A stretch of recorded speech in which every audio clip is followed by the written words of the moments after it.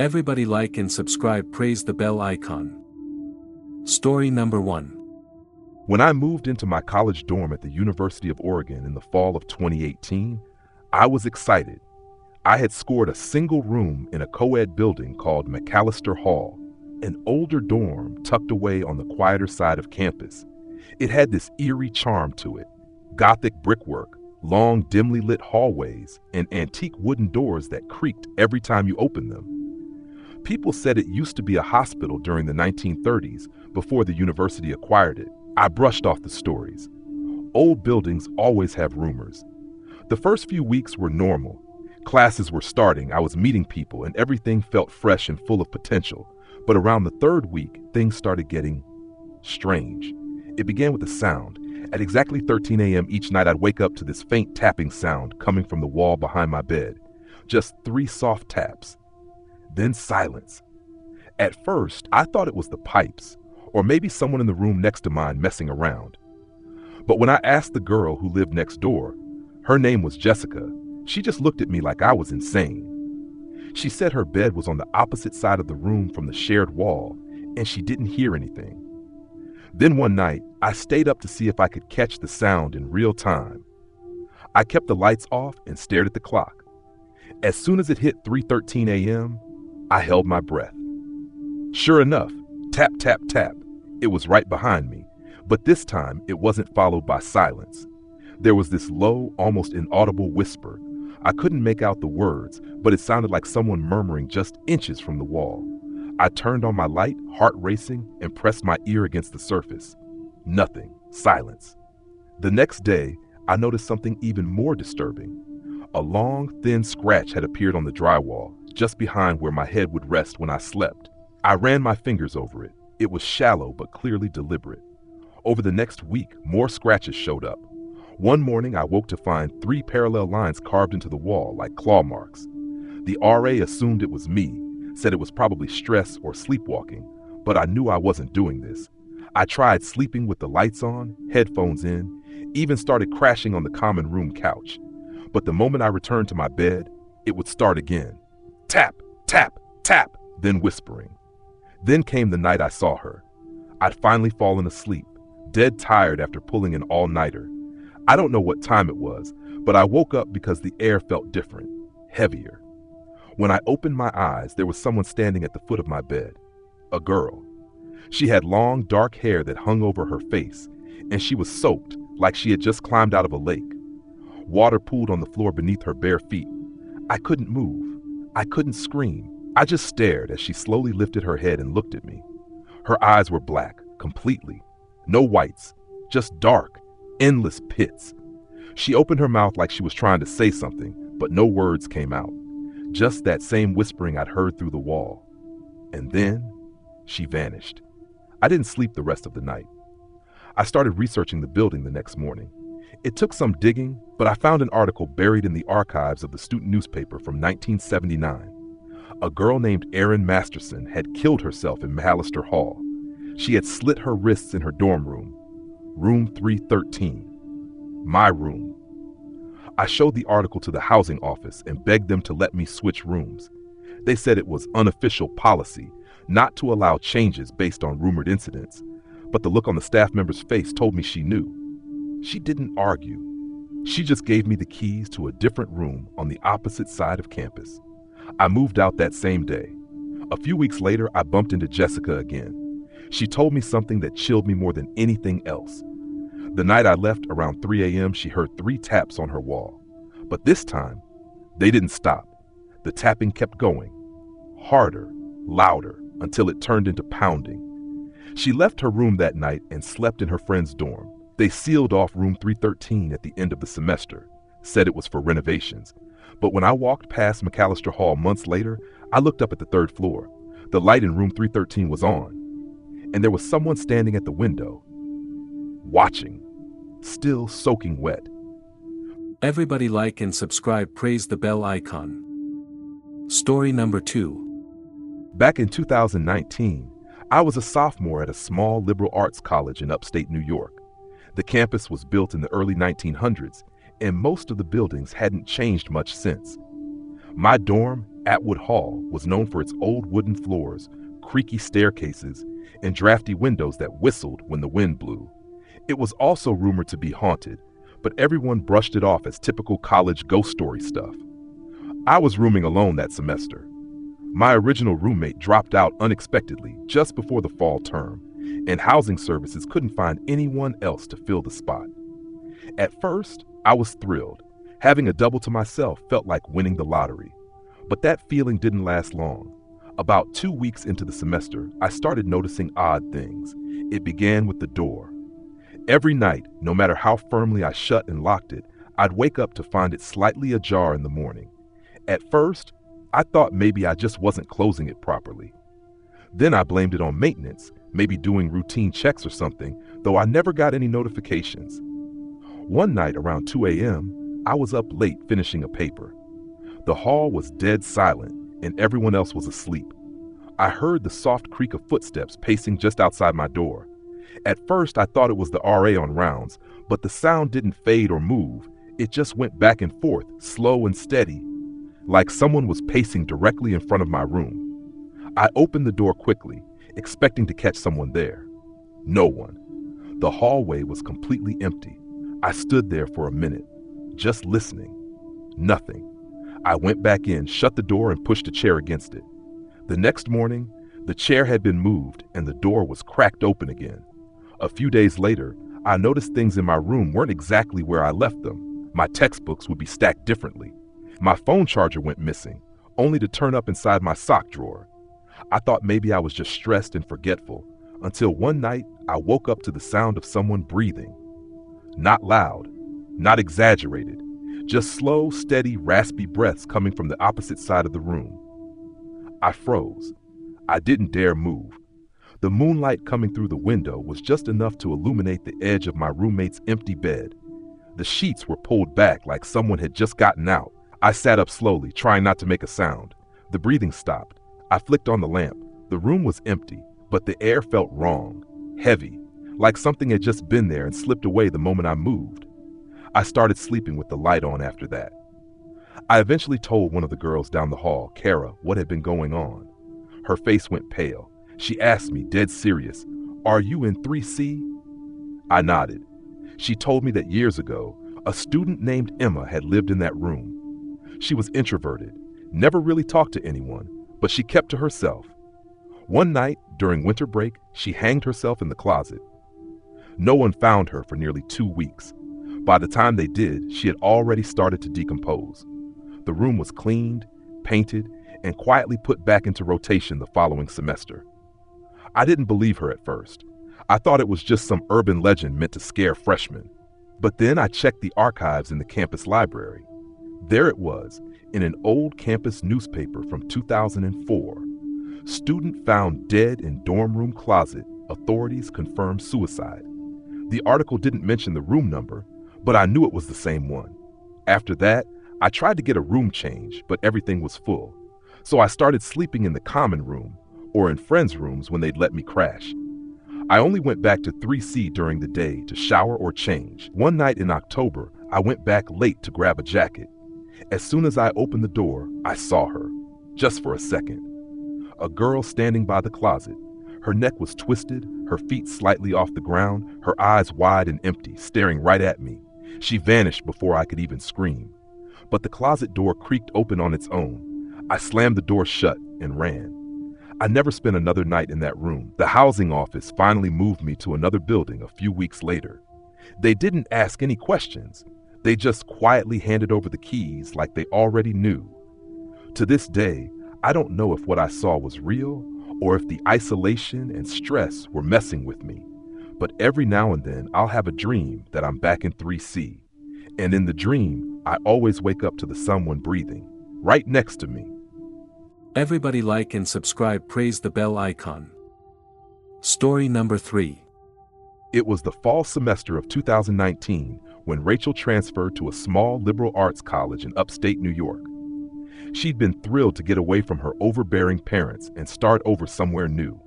Her dorm, Prescott Hall, was one of the oldest on campus, built in the 1920s.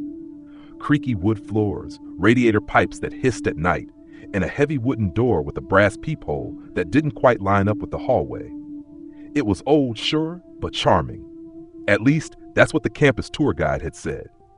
Rachel was placed in room 317, a single tucked into the far end of the third floor. Her RA mentioned it used to be a double until some incident years ago, but she didn't elaborate. Rachel didn't press. She liked the idea of having a room to herself. The first couple of weeks went by uneventfully. She was busy settling in, going to classes, making friends, but it was the nights that started to feel off. At first, it was small things. Her desk chair would be slightly moved from where she left it. Her closet door, which she always kept shut, would be open just a crack in the morning. She chalked it up to memory lapses, stress, or just her imagination. But then came the tapping. Every night, starting around 2 or 3 a.m., there was a faint tapping on her door. It wasn't loud, just deliberate. 3 slow, distinct taps. The first time it happened, she figured it was someone drunk or playing a prank. But when she opened the door, the hallway was completely empty. No footsteps, no voices, nothing. And it kept happening every night at the exact same time. She asked around the dorm, but no one else seemed to hear it. Her neighbor across the hall, Leah, said she slept like a rock and hadn't noticed anything strange. Rachel started staying up just to see if she could catch whoever it was. One night, she sat right by the door, phone in hand, video recording running. 2:03 a.m. came. Tap, tap, tap. She flung open the door within a second, but the hallway was still empty. She checked the video. The sound was there, but when she slowed it down, she noticed something terrifying. Just a few frames before the knock, the peephole camera warped slightly, like someone had been looking in from the other side. But no one had knocked on the door in the video. The sound had come from inside her room. That's when the dream started. Nightmares of being trapped in the room, locked from the inside, unable to scream. A dark figure would stand in the corner, silent, motionless, watching her until she woke up gasping for air. She kept the lights on at night, but it didn't help. The feeling of being watched only grew worse. Desperate, she went to the campus library and searched the archives for anything about Prescott Hall. That's when she found the article. Back in 1997, room 317 had been the scene of a tragedy. 2 roommates, Kelly and Marissa. The official story was that Marissa had a breakdown and pushed Kelly from the window during an argument. But what caught Rachel's attention was the quote from one of the other residents at the time. It wasn't Marissa. She kept saying he told her to do it, said he stood in the corner every night, whispering. Rachel went back to her room that night with the intention of packing up and sleeping on a friend's floor. But as she stepped inside, she saw something that made her freeze. All her belongings had been stacked neatly in the center of the room. Books, clothes, even her mattress, everything. And carved into the wooden floor beneath them were the words, "She didn't listen." She backed out slowly and slammed the door shut, heart pounding. She went to her RA's room in a panic, begged to be reassigned. But when they returned with campus security to investigate room 317, the room was completely normal. No stacked items, no carved message, just quiet. Rachel was moved to a different dorm the next day. She never set foot in Prescott Hall again. But sometimes, when she passes by it late at night, she swears she can see the light in room 317 flicker. And if she listens closely, just for a moment, she thinks she can hear the sound of someone tapping. 3 times. Always at 2, 3 a.m. Everybody like and subscribe, praise the bell icon. Story number 4. I started college in the fall of 2019, excited to finally get out of my small town and start something new. I got assigned to this older dorm on the far end of campus, Clark Hall. It looked like it hadn't been updated since the 70s. Everything creaked, the paint was faded, and the hallways always smelled faintly of mildew, no matter how often the janitor cleaned.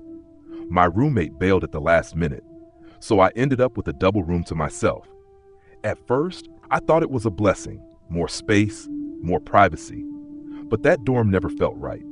From the very first night, I had the sense that I wasn't alone. I brushed it off as anxiety, maybe homesickness. But then weird things started happening. I'd wake up and find my desk chair pulled out, even though I always pushed it in. My closet door would be cracked open in the mornings, and I knew I shut it before bed. One time, I came back from a late class and all my books were on the floor in a neat pile next to my bed. At first, I thought someone had a key, maybe maintenance. I even reported it, but the RA just shrugged and said, "Yeah, Clark's weird like that." He told me to lock up and not worry about it, but I did lock my door every single night. I even started stacking a shoe against it so I'd hear it if anyone tried to come in. But things kept happening. One night I was lying in bed, scrolling on my phone when I felt a cold draft sweep across the room. The window was closed, but I swear the temperature dropped 10 degrees in a second. I sat up, confused, and that's when I noticed the closet door was slightly ajar again. My stomach dropped. I got up and yanked it open. Nothing there. But right before I shut it, I saw something scratched into the inside panel of the door. Still here. I backed away, heart pounding, and stared at it for what felt like forever. I hadn't noticed it before. I would have seen it. I was in that closet every day. I tried to convince myself it was some leftover prank from a previous student, but I couldn't shake the feeling that someone had written it recently. Over the next week, things escalated. I started having vivid dreams, more like night terrors. In one, I was lying in bed unable to move, and this shadow figure was crouched at the foot of my mattress, watching me. It didn't speak or move. It just stared. When I jolted awake, I was gasping for breath, drenched in sweat, but I swore I still saw the outline of something standing near my desk. I barely slept after that. I even started keeping the lights on. One night, I was desperate for sleep, so I popped 2 melatonin tablets and finally dozed off. I woke up around 3:30 a.m. to the sound of breathing, slow, ragged breathing, like someone with a chest infection. I froze, eyes still closed, hoping it was just in my head. But then I heard the floor creak, right next to my bed. I opened my eyes and I swear to God someone was standing there. A girl, pale skin, dark hair over her face, barefoot and dripping wet as if she just climbed out of a lake. Her head tilted slightly when I looked at her and her lips moved, but no sound came out. Then, just as suddenly, she was gone. Just blinked out. I left the room and spent the rest of the night in the dorm's lounge. I didn't sleep. The next morning, I went to the RA again, ready to transfer rooms, but before I could even finish explaining, he sighed and nodded. "You saw her, didn't you?" he asked quietly. "The girl from 212? I froze. That was my room number. He told me that 10 years ago, a girl named Mia had lived in that same room. Her roommate found her in the closet. She'd taken her own life after weeks of complaining about something watching her. The college kept it quiet, out of respect for the family, but stories leaked over the years. Students who lived in that room after her claimed to see her, hear her breathing at night, feel cold water soaking their sheets. I transferred rooms the next day. Nothing followed me. But sometimes when I walk past Clark Hall, I swear I still see the curtain in 212 move on its own. And sometimes late at night, I still dream of that girl at the foot of my bed, just watching. Still here. Everybody like and subscribe, praise the bell icon. Story number 5. When I was a freshman at a small liberal arts college in Vermont, I got assigned to one of the oldest dorms on campus. The building had been around since the 1800s, and while most students begged to get placed in the newer, updated dorms, I actually thought it had charm. Creaky floors, tall windows, antique fixtures. It felt like something out of a movie. My roommate, Tyler, was from New Jersey. He was laid back, funny, and a little superstitious. From the moment we moved in, he kept saying something felt off about our room. I just laughed it off. The weird stuff started happening our second week there. We'd wake up in the middle of the night to the sound of someone pacing above us. Thing is, we were on the top floor. There was no one above. At first, we assumed it was old pipes or maybe the building settling. But then it escalated. One night around 3 a.m., I woke up and saw Tyler sitting on the edge of his bed, staring at the door. I called his name, but he didn't respond. He just kept staring. I turned on the lamp and walked over to him. His eyes were wide, and he whispered, "Did you hear her?" I asked who he was talking about, and he said, "The girl crying in the hallway. She's been crying for the last 10 minutes. I opened the door, but there was nothing, just the usual silent, dimly lit hallway. No sound, no one. Tyler became more paranoid after that. He stopped sleeping and started recording audio every night on his phone. At first, I thought it was all just college stress or sleep deprivation, but one morning, he played me a recording that froze me in my tracks. Around 2:17 a.m., you could clearly hear a voice whispering, "Let me in," over and over. "Let me in." Neither of us had said that, and we didn't have guests. There were no footsteps, no door opening or closing. Just those words. The whisper didn't sound angry. It sounded desperate. I asked our RA about the dorm's history, and he got uncomfortably quiet. He said we weren't the first ones to report strange things in that room. In fact, he said that same room, room 308, had been closed off for years until recently. Back in the 90s, a girl named Emily had gone missing from that room. No signs of forced entry, no blood. Her roommate had gone home for the weekend and came back to find Emily's bed made, her phone left behind, and the door slightly ajar. She was never found. They kept the room sealed off until renovations last year. That's when they reopened it for housing. That night, Tyler insisted we sleep with the lights on. Around 2:30, I woke up to the sound of his voice.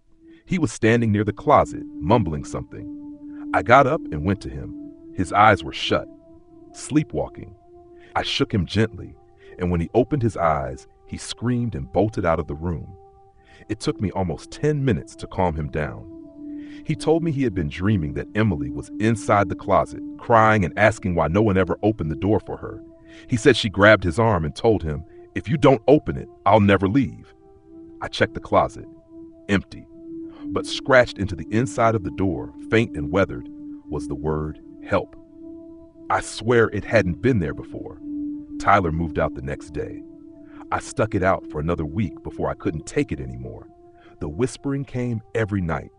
Sometimes I'd hear knocking, 3 soft knocks on the wall next to my bed. When I turned on the lights, everything was still. On my last night, I left my phone recording like Tyler had. I left in the morning without listening to it. But that night, curiosity got the best of me. I played it back. For most of the recording, it was just silence, white noise, the occasional rustling of sheets. But at 3:12 a.m. I heard it. A girl's voice, soft and broken. "Please, I don't want to be alone anymore." Then, footsteps, and the sound of my closet door slowly creaking open.